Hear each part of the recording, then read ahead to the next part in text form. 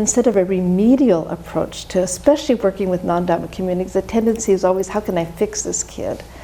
So our leading question is, how can I change the environment? What new tool can I bring in? What new form of assistance can I do? How can I change it in a way that Jen will be the smart person that she is?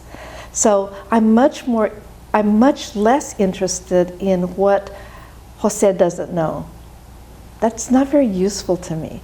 What's much more useful is, what is Jose's history of involvement with literacy, with mathematics, with reading? That tells me so much more about Jose, and also tells me as an educator what I can help leverage, how I can connect what Jose knows to lots of forms of knowledge and practices. So I resist the severely labeled approach to education that really kind of predefines who our students are. Traditional approaches, I call my work social design experiments, and I think they're fundamentally different than other kinds of interventions.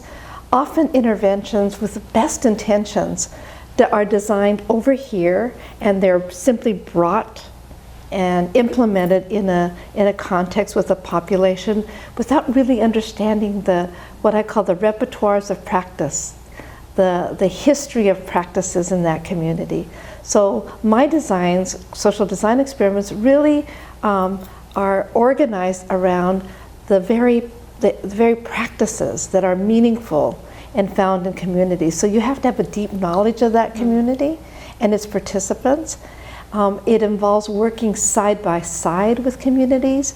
I don't see research as an opportunity to go find a data plantation, right?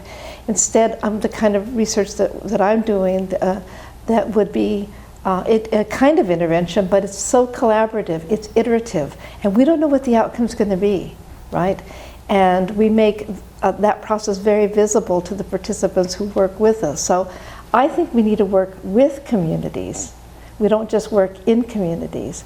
We work with communities to understand the needs, to understand the richness of the community, because that allows us to really then better leverage the kinds of practices that already exist, right?